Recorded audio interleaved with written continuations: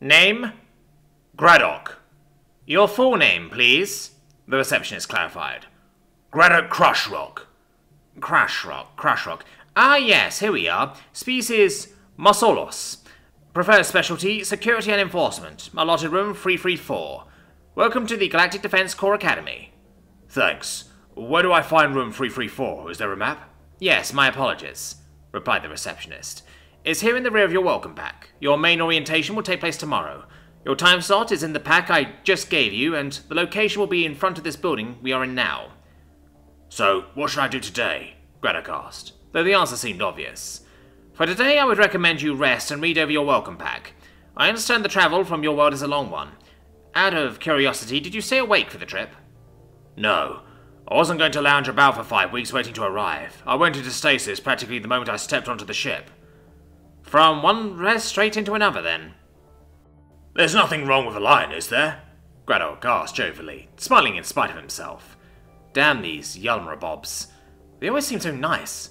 You can never dislike their kind, not for very long anyway. When they joined the Galactic Federation, they cornered the market on the service industry almost overnight. Almost every waitress, waiter, receptionist and bartender was a Yalmarabob. Yes, they charged above the average for their work, but for staff that had an almost infallible instinct to cheer up the customers, it was worth it. The receptionist smiled. Of course not. Then, as if a thought had just occurred to her, she asked, If you have gone from sleep to sleep, you probably haven't heard about the humans. The what? A new race that joined the Federation. A new race? Yes, they may cause problems for your people at the start. Maybe we can get them some hats, she said with a giggle. Hats? Asked Graddock, perplexed. Abruptly, the office phone began to chime. Sorry, but I have to take this. There was a pamphlet on humans in your welcome pack. She spoke quickly, while reaching for the handset. Good luck in your studies, and again, welcome to the GDC Academy. Raising the handset to her rear, she turned from Graddock, saying, GDC Academy, how can I help you? Turning with the welcome pack in one hand and his bag in the other, Graddock consulted the map as he left the main building. The building his room was in wasn't particularly far, but neither was it close. He briefly considered reading about these humans as he walked, then stuffed the folder in his bag and slung it over his shoulder. The humans weren't going anywhere. He could read about them later. Making his way towards the building, he thought about the way the receptionist had spoke about him. Species, Mosolos. Preferred specialty, security and enforcement. Of course his preferred specialty was security and enforcement. Honestly, what else would one of his kind do to start? Mosolos had been the strength of the GDC for decades. There were scant few of his people that hadn't gone into professions where their kind strengths were not employed. What would you expect from the only deathworld race in the entire Federation? Reaching his room just as the class buzzer sounded, Graddock was dismayed to see 2 beds in his room. Sharing? They had him sharing? He supposed it was a false hope that he was randomly assigned one of the few solo rooms that were kept in case the species had issues that made it difficult to share rooms with other races. As he began to arrange the few personal items and clothing he had brought from home, his door opened behind him. Before he even had a chance to turn, a panicked voice spoke quickly. A human? My roommate is a human? I thought you kind preferred to bunk with each other. Not that I'm saying you're unwelcome, but... Graddock finally spun around enough to see the speaker. A Guptachar? Of all the species he could live with, it had to be a Guptachar? Graddock wondered how long it would take for him to complain about his smell. It's not his fault, Graddock supposed. His species had the best senses in the Federation. With a nose like that, it would be easy to sniff Graddock's sweaty clothes. If his people were the strong arm of the GDC, then the Guptachar were undoubtedly the furry, wet nose. Their race's superior senses made them obvious choices for scouts and detectives. As he saw Graddock's face, the being suddenly seemed relieved. That alone gave Graddock pause. The other races had an almost universal appreciation of his kind. People seemed to always assume he might attack just because he came from a death world. Oh, you're a Mosolos. I'm sorry. I thought you were human. What? The new species? Why the fuck would you think I was a human? My kind has been part of the Federation for over 50 years. You mean you don't know? Where have you been the last 6 months? Sleeping under a rock? Yes, actually I have, Graddock retorted, perhaps a little louder than he meant to. Do you have a problem with that? No, not at all, said the Guptachar, the shaking of his head making his long ears flop about. Sudden realization washed over his face as he smacked his snout with a paw, the equivalent of a facepalm for his kind. I'm so sorry, you just had your hibernation cycle, didn't you? Of course you wouldn't know. Walking over to his side of the room, he grabbed a piece of paper off his desk and headed out to Graddock. Taking it, he figured it was the pamphlet of humans the receptionist had mentioned. Turning it over, he had his first view of the human species, and said the first thing that came to him. "What in the fuck is that?" "Yeah, pretty much every race in the Federation had a similar reaction," nodded the Guptachar.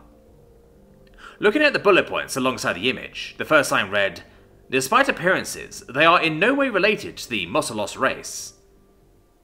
Graddock read that line multiple times, as if expecting the words and image to suddenly change, but no. The image, save the face, was almost identical to himself. A little larger, a touch stockier, but still well within error. The smiling face was the only real difference. Where his kind had 4 eyes, these humans only had 2, though the expansive skin above the main eyes was still present. He couldn't tell in the still image, but he thought his kind's teeth were longer, more geared towards carnivores. Were these beings herbivores? Omnivores? He went back to the information points. Significantly stronger than average, possessed of a constitution expected of a These beings are deathworlders? Oh yeah, big time. I've seen some of the images of their homeworld, and it's the stuff of nightmares. How can any sentient species evolve in deathworlds? Said Graddock sarcastically, raising his hand. Oh, sorry, he replied weakly. What about strength? This says significant. Put it this way, he replied. They had to get their own exercise room. What? Yep, humans only. They are deathworlders after all. I'm a deathworlder, barked Graddock. That tickled him at least, barking at a Guptachar. Well, yes, agreed the Guptachar with a nod. But there are deathworlders and then there are deathworlders. What's that supposed to mean? As his new roommate opened their muzzle to reply, the class buzzer sounded, causing him to yip in alarm. Fuck, I'm gonna be late for class. We can continue this later. Grabbing a few books, he whipped back around, heading for the door. I'm T, anyway. Nice to meet you. Graddock, said Graddock. Just before the door shut fully, T poked his elongated face back in. One last thing. I know how much your kind like to exercise. I would take it as a great favour if you would shower and wash your gym clothes before coming back to the room. Yeah, sure, Graddock replied, struggling to keep a straight face. Less than 10 minutes, he thought. Once again alone in his shared room, he looked at the time. 1 p.m. Looking at the fairly thick welcome booklet, he said, Nope. Flipped it over to see the campus map, and reached for his gym bag. 5 minutes later, he was walking towards the exercise rooms. As he approached, he saw there was indeed 2 distinctly separate rooms. One was significantly larger than the other, owing to the vast array of exercise equipment, suitable for over 20 different species.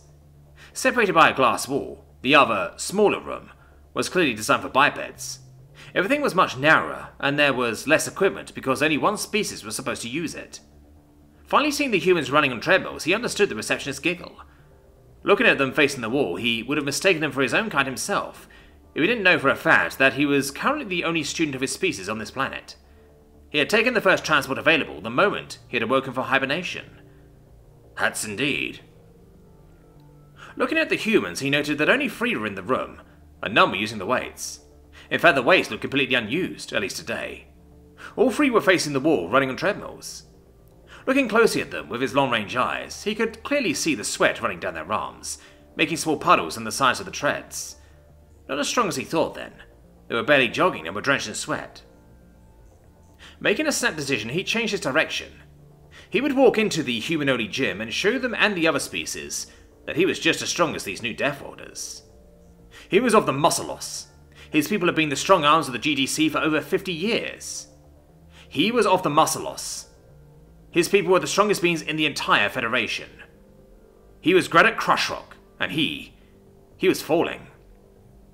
The moment he crossed the threshold of the room, a force pushed on every cell in his body. It pushed him to his knees instantly, and moments later to his stomach. The best he could do on his journey downwards was turn his head slightly, in an effort to save his face.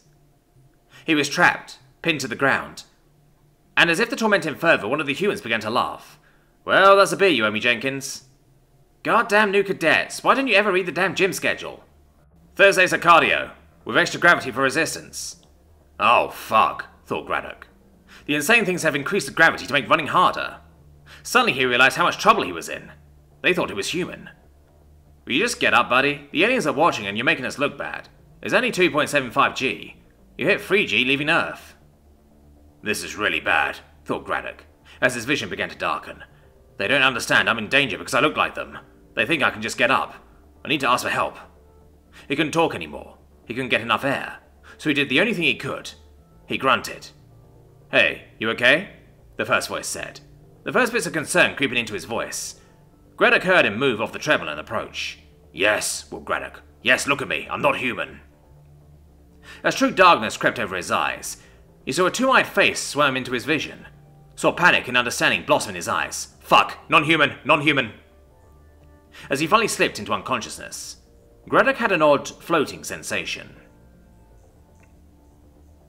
It could have been seconds, minutes or hours, he had no way of knowing, when a horrible cloying smell dragged him, kicking and screaming into consciousness. Knocking away something under his nose, he suddenly realized he really was floating. Hey, are you okay? Can you tell me your name?" "My name is Graddock. Graddock Crushrock." "Seriously? Dude, that name is fucking metal." "What?" "Never mind. How do you feel?" "Shaken, but okay." "Good. Next question. What the fuck made you walk in here on cardio day?" "I didn't know. I'm new." "Okay, well, now you know. Your people call us deathworders for a reason." "I'm a deathworlder as well." "Oh yeah. I heard there was a second deathworld race." "Hi," said Graddock weakly. "What class of deathworld?" asked one of the humans. Graddock recognized the voice from earlier. This was Jenkins. Graddock suddenly had a sinking feeling in his stomach. 5. "Ah," said Jenkins, nodding. "Earth is class 18. 18? Echoed Graddock. 18. Of a possible 20. The muscle loss, the strongest beings in all the Federation for over 50 years, had competition.